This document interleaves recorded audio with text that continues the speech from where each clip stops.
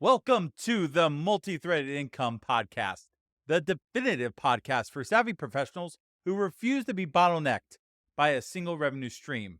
I'm your host, Kevin Griffin, and in this space, we explore, dissect, and analyze the strategies that turn your expertise into multiple optimized income streams. If you believe that your knowledge and skills should be leveraged in more ways than just one, you're in the right place.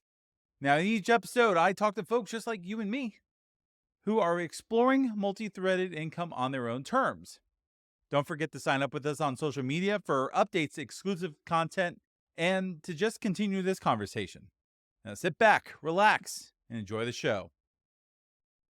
Welcome back to the show, everyone. It is commentary time, and I'm joined with my good friends, Sean Merritt and Chad Carter. I hope you guys are doing well today. We're going to jump right in and discuss Mr. David Neal. And I know you guys had the opportunity to listen to the last episode. I had the opportunity to sit down and talk to David for a long time about a lot of different things. Many of them didn't even make it into the episode, and there were conversations that we had afterwards. It's amazing when you hit stop on a recording how many good conversations happen after the recording that you wish you had gotten into the recording. But that's not what we're going to talk about today. Now, David had an interesting set of circumstances coming in compared to some of our previous guests. And David's secondary form of income is drawing.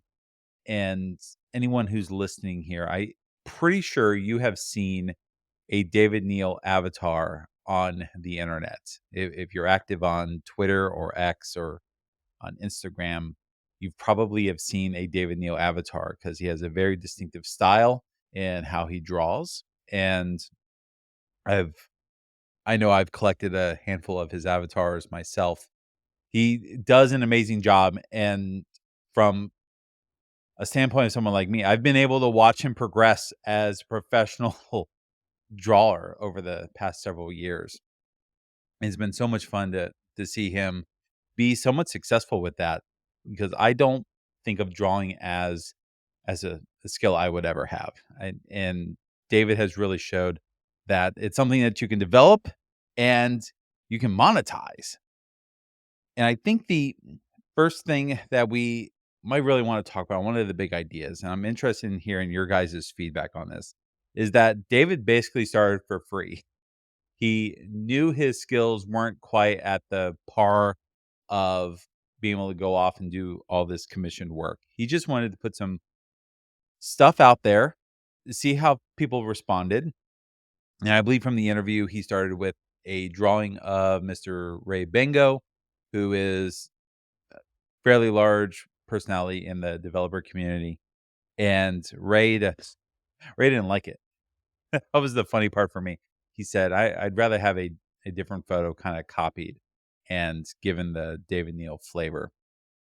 So David went and did it, and Ray shared it to his audiences, and other folks came looking for some of that David Neal magic. So I'm going to kick this over to Sean first. Sean, what are some thoughts you have on the do it for free to get started? Thanks, Kevin.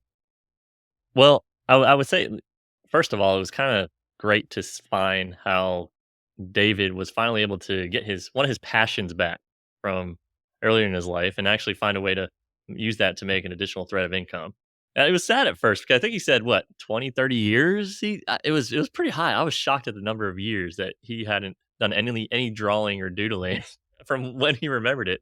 He had this like hidden skill set that he hadn't used in a long time. And then from there, just did some stuff for free, which led to some paid additional income coming in. And so the way he was able to, I guess, validate those skills and that it was something he could get paid for, he did on social media, right?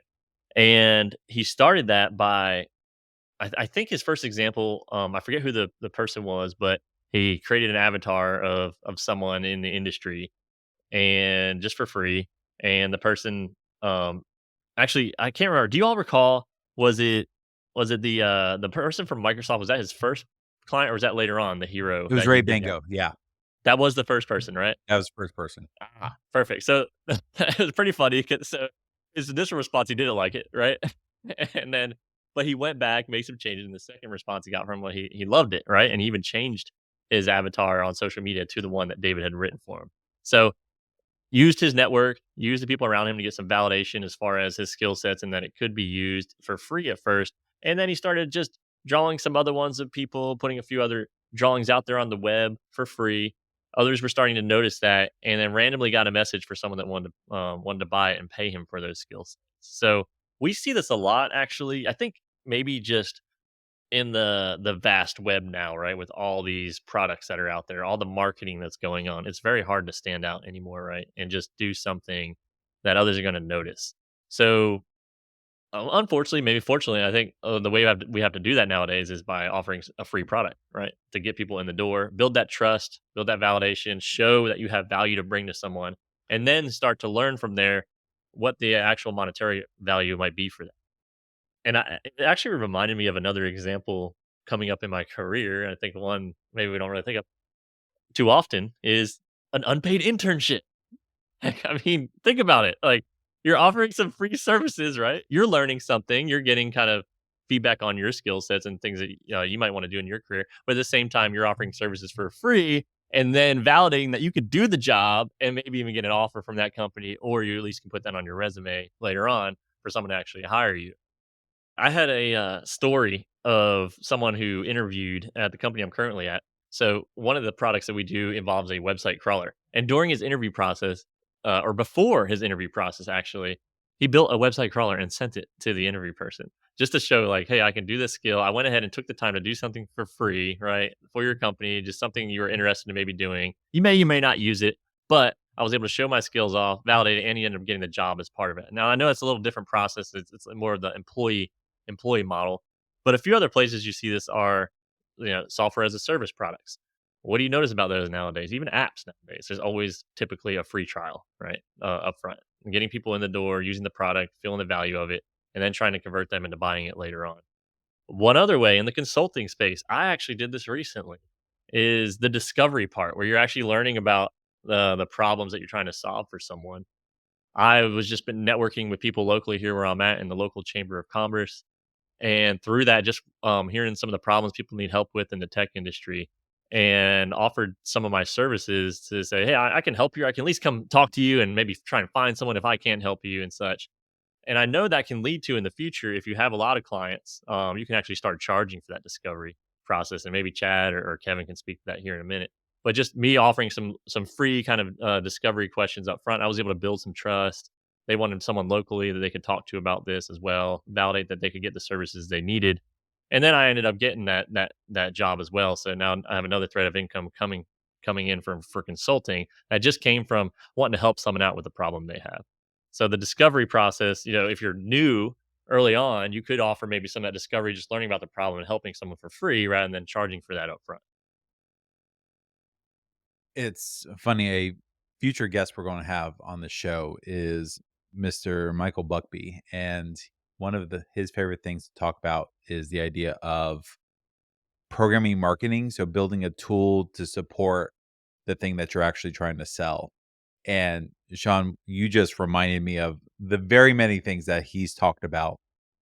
A good example might be if I'm building a service that manages your SSL certificates, and you can buy SSL certificates through me. I can manage them for you. I can do all the work. A free tool I might build to promote that service is an SSL certificate checker. And my checker can look at when your certificate expires. Do you meet all the certain criteria for a certificate? And if for some reason you lapse in one of the different areas, I can recommend my service as a way to come in and help you fix the problem. And there are probably dozens and dozens of different opportunities like that. And I just recently thought about that, Sean, when you were talking. And what David was doing is the drawing version of all that, give the goods away. Chad, any thoughts from your side? Originally, when I was thinking about this aspect of him giving the services away for free, my initial thinking was, oh, this is a great way to provide services and not so much around products, but yet, just hearing you, Kevin, products is actually a fantastic way as well. You can do free trials and all kinds of other things as well. So, this whole notion of providing as much value as you can upfront for free or pretty close to free is a great way to get started. It's actually a great way ongoing. If you can continue to provide value upfront and show that, hey, my service, my product, whatever it is that I'm selling is actually worth this, that can go a long way. Because if somebody looks at what you just gave them for free and they're like, wow, I got this for free. What if I paid this person? What would I get at that point? Right. And so when he started out free because he he wanted to create something for somebody that he admired, right? So that was an interesting thing as well, that he made that contact with the person. I don't know if he had much contact with Ray beforehand, but he provided value to that person, period. Now, Ray didn't actually like his initial thing, but Ray then turned around and actually had a conversation with him and said, hey, would you mind doing this photo instead? Right. And then that began a relationship, is my assumption. I don't know the exact details, but the fact that he was kind of looking up to this Ray and submitted that's my assumption. And so it's just another piece of advice here. If you want to get the attention of somebody you admire, a potential mentor, something of that nature, figure out how you can provide that person value. That's the key. Figure out how you can provide them value, and provide that value. Don't ask for anything. It's all about building the well before you're thirsty, right? You can't wait until I need something to drink to go and then build your well to get something to drink. You'll die. You won't get any water in time. But if you are thinking about it up front of what can I do to build a relationship, to provide value to somebody, and then later on, if I need something, I can actually ask. And I'm now dipping out of a bank account, if you will, that I've deposited goodwill into to get something back out of. And again, the motive doesn't necessarily have to be for that reason, but if that's what you have to do to tell yourself, hey, I'm worth X amount, I should charge what I'm worth, and you should charge what you're worth at a certain point in time. But until you get to that point in time, provide value for free. I've heard this, and I think is really good, and I'll wrap up my thoughts with this. When you're first starting out, especially in a service based type business, is you determine how many people you can service over a period of time. So whether, if talking about David here, so many avatars that he can create in a week, or so many clients you can handle in a month, whatever the case is, you determine what that number is, 2, 5, 10, whatever it is, and you put it out to the world, to your contacts through social media and everything else organically. Say, hey, I am starting this adventure. I'm doing this thing. I am actually accepting whatever your max is, 2, 5, 10, whatever it is in this time frame, for free. I will do this work for free. The only thing I expect in return is a review if you found it beneficial, or honest feedback to me of how I can improve, right? You do that for the first segment, and then, or the first time frame. Once you're done with that, you do it again, but this time you do it at 80% off what you're planning on charging, right? Because a lot of times you don't know exactly what you should charge. And so whatever you have in your mind, you just do 80% less. So you're only charging 20% for the next 5 people, let's say. You get those done over that month, then you charge 60% of what you would, or 60% off of what you would actually charge, all the way up till you're finally charging what you think you should be charging. And if you're still getting those 5 people a month or whatever it is, well, the next month you do 20% more, and then 20% more after that, until you're no longer filling your bucket of time. I can handle 5 people. I only got 4 people at this. So here's my price. My price is 40% more than I thought it should have been. Or maybe it's 20% less than what I thought it should have been, because nobody's going up to my full price at that point, right? That's a way to figure out some pricing strategy. With consulting, a common tip is you should raise your rate for every new client that you bring on. So if you're starting with your first client at maybe $75 an hour. At the next client that comes on, raise them up to $85 an hour, and then move up to $95 an hour, and so on and so on. And eventually, you'll build up a portfolio of work that you've done, and now you have something to justify the three-digit hourly rate or more that you might be charging yourself. So I like that idea of just take on a little bit more, charge a little bit more, take on a little bit more, charge a little bit more. Yeah, and something around that, Sean, you just mentioned discovery. And that's something that early on when I was doing a lot of stuff with clients, I was doing discovery for free. And I found myself spending hours and hours, weeks even, learning about their business, what they needed, providing tons of value for free. And then, getting the deal and doing that, or sometimes not getting the deal, right? And if you don't get the deal, it's like, wow, they got a ton of my time and I got zero for it. And that's okay because you learn stuff through the process. But as you build up that expertise of doing the discovery, knowing which questions to ask and in an effective way, so it doesn't take you, a long, long time to figure out what a client actually needs, you can actually charge for discovery. And right now, I'm actually at the point where I charge about $7,000 for discovery work. So if a client wants to talk to me and try to figure out what it is, I'll have a couple introductory calls, and then it'll actually be $7,000. And it's over a course of a few weeks to actually determine exactly what their needs are. And then from there, they'll determine if they actually want to move forward with the project with me, or at the end of that discovery, they'll actually have a project plan. They can go and send it off to another development agency if they desire to, or whatever. But just another tidbit here. When you have multiple touch points with a client, you build up that trust. So even though you're charging for that, you're still providing, again, the key here is value. So the $7,000 for me personally, your number could be totally different, but for me, the $7,000 is critical because it shows that based off the budget of these typical projects I'm involved in, these custom software development projects, that they're serious about it and they're willing to spend some money. Because sometimes you can get something, oh, I want this brand new system nobody's ever created before, and I got $100 to spend. It's like, well, it doesn't compute. You can't do that, right? On the flip side, that $7,000 provides as much value as you can. So it's actually worth $15,000, $20,000, $30,000 for them, because now instead of having to spend somebody $1 million on something, they can do in $100,000 or less, right? Because of all this focus you had put them through to figure out exactly what it is they want, instead of all these change requests that happen by the time you're done in the project. Well, let's switch gears a little bit. Let's get away from the freebies that David was doing, and let's talk about his first couple paid engagements.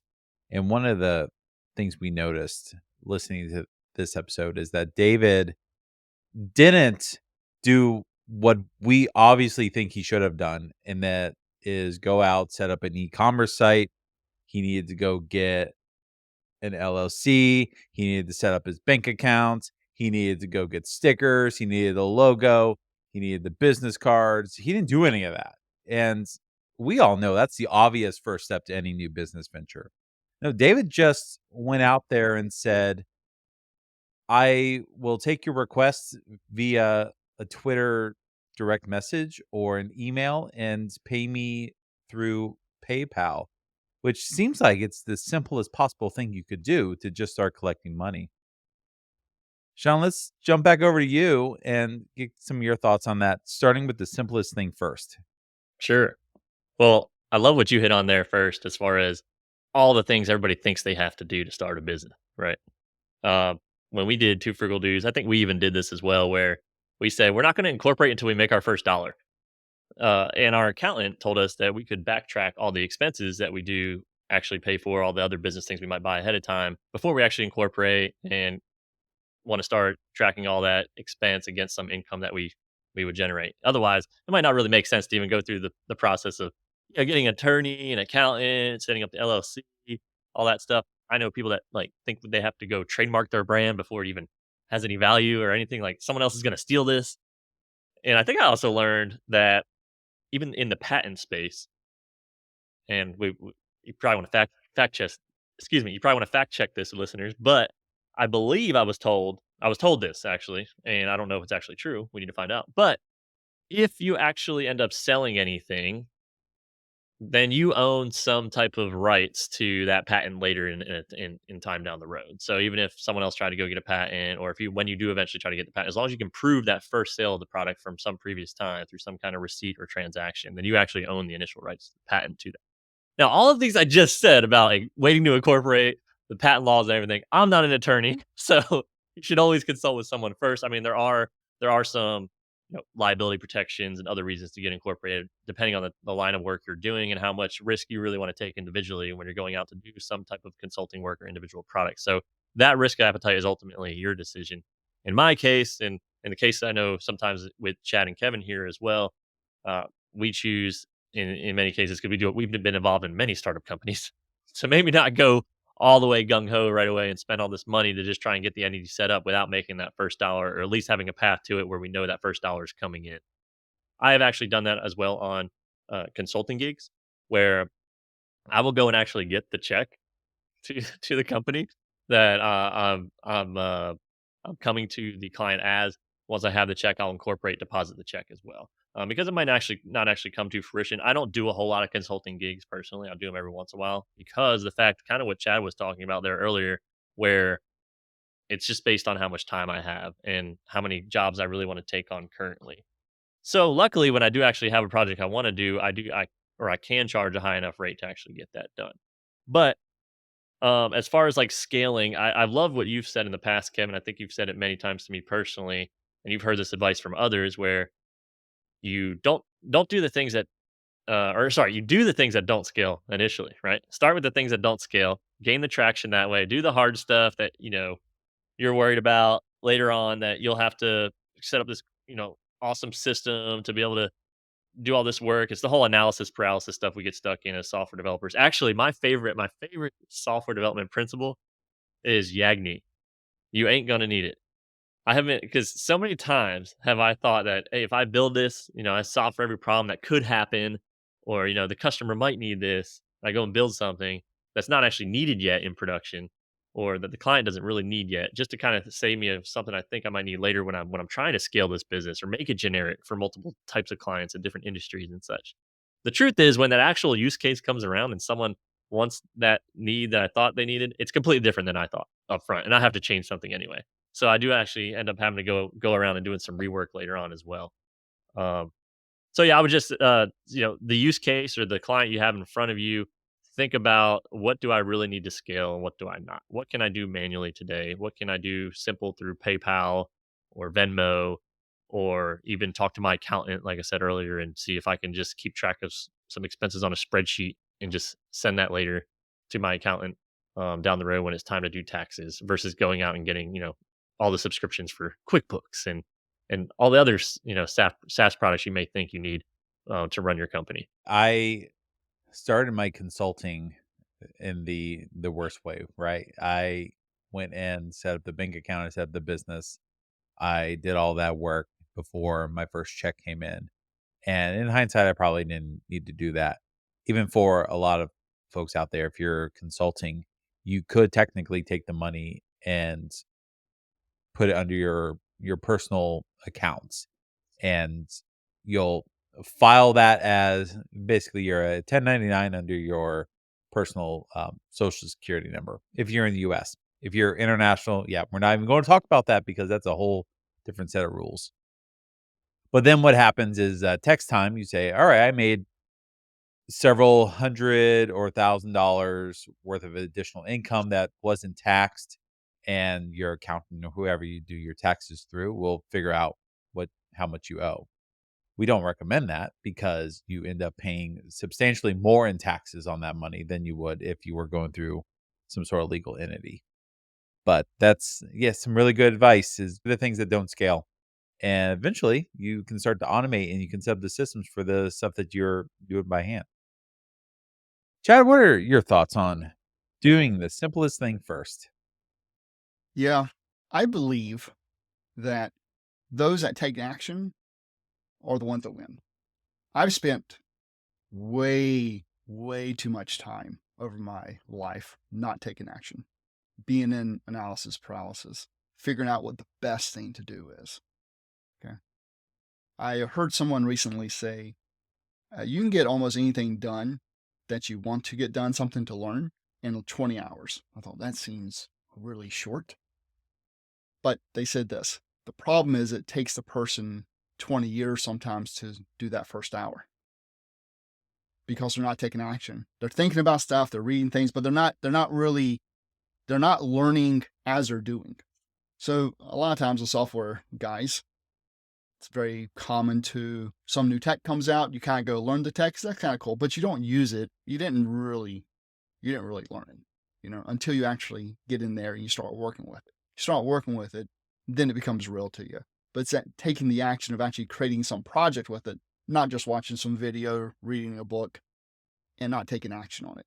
So taking action is the most important thing. So the fact that he did PayPal to begin with, that was him taking action. I just need to accept some money and I'll set up a PayPal account. Like, super easy to do now.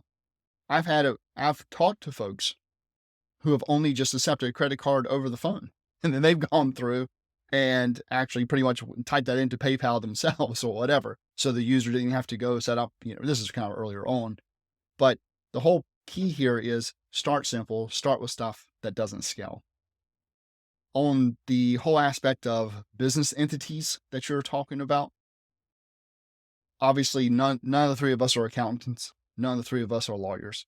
So you do need to talk to an accountant. You do need to talk to a lawyer when you're trying to determine ultimately what you want to create from your business entity. From my perspective, my perspective, not being an accountant, not being a lawyer, my perspective is you can start out as a sole proprietor, which is just default. That's what it is. You're just accepting money and it's just extra income under your social security number. You can start there. If you think you're going to get to the point where you are bringing in hundreds of thousands of dollars a year, then it could make sense to actually either start an S Corp or you start an LLC that you can be taxed as an S Corp. That could be beneficial. But again, you have the whole point from a legal perspective, why you want to ultimately get an LLC, but not start here, is for protection. So if somebody does sue you, then they'll sue the company, the LLC, and not get your personal assets, right? So from a legal perspective, that's why you want that. But if you know who you're actually doing business with up front and you don't believe you'll get sued, then you don't need to take that action right away. At the same time, if you are just starting out and you are concerned about who you're going to do business with and they may actually come after you, it could be worth a couple $100 to incorporate an LLC. Because at least with the LLC, once you have that, you can then tax it however you want to later. So take action, but don't leave yourself overly exposed either, would be my suggestion. But definitely talk to an accountant and a lawyer. It's kind of sad nowadays, right? How we have to worry about all these written contracts and legalities and talking to a lawyer about so many things, and the days of the old handshake, right? It seem like they're going further and further away. But if you do have a relationship, someone you can trust, hopefully you can do some of the things without that and save yourself some money, save them some money, right? You don't have to put that fee on top for some of those expenses that you're having to incur by going through all this legal work. But unfortunately, that's the world we live in nowadays, right? Where people are sue happy, or if they're, some really it just comes down to not being trustworthy and doing some of the things people promise. Yeah. In which case, my suggestion would be probably just don't do the deal. Especially if you're starting out, just don't even do that deal. If you don't get a good vibe for that client, even if you need the money, figure out some other way to get the money, don't do the deal with that person. It'll just save you a whole lot of pain in the long run. So that would actually be the real suggestion there is if you feel like, oh, I really need to set myself protection and LLC like on this deal, you probably shouldn't even do that. It's all great advice. And it's amazing how we can take literally 3 minutes of a David Neal interview and talk about it for half an hour. But we're going to go ahead and wrap it up there.